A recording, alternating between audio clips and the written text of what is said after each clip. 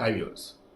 మారేడుమిల్లి వద్ద జలతరంగని అని ఏదైతే ఒక కాలువ వాగులని ప్రవహించే ప్రాంతం ఉందో అది ఎత్తుగా వస్తూ ఉండేసరికి దాన్ని జలపాతంలాగా కూడా ఫీల్ అవుతూ ఉంటారు. అక్కడక్కడ మరలా ఆ ఫోర్స్ వచ్చిన మూమెంట్లో ఎలా ఉంటుందంటే ఓ పెద్ద ప్రవాహం వస్తుంది మీద కన్నట్టు ఉంటుంది.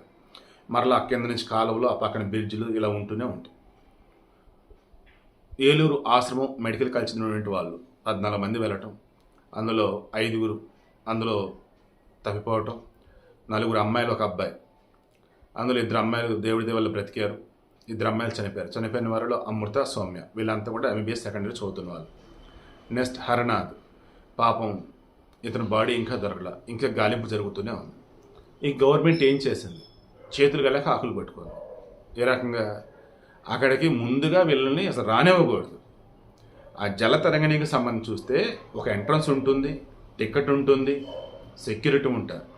మరి వాళ్ళు ఎలా ఇంత పెద్ద ప్రవాహం వస్తుంటే రానిచ్చారో అర్థం కావట్లేదు. సరే, పైనుంచి ప్రవాహం వచ్చేలా ఉంది, ఇక్కడ ప్రవాహం అయితే లేదు అనుకుందాం.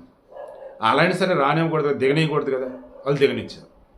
సో ఇమీడియట్గా ఇప్పుడు దాన్ని క్లోజ్ చేశారు.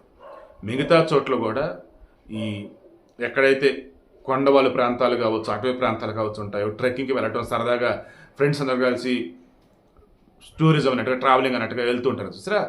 ఎక్కడైతే ప్రమాదకర ప్లేసెస్ ఉన్నాయో అన్ని చోట్ల భద్రతలు కట్టుదిట్టం చేశారు, ఎక్కడెక్కడ ఆపేశారు. నేనైతే రిక్వెస్ట్ చేస్తూ ఉన్నా, కొన్ని మనమే జాగ్రత్తగా ఉండాలి. దయచేసి జాగ్రత్త. హరనాథ్ బాడీ ఇంకా దొరకలేదు, త్వరగా అతను కూడా దొరికితే పాపం తల్లిదండ్రులు అంత్యక్రియలను నిర్వహిస్తారు. సౌమ్య అండ్ అమృత బాడీ ఇంటికి వెళ్ళి ఈరోజు అంత్యక్రియలు కూడా నిర్వహిస్తూ ఉన్నారు.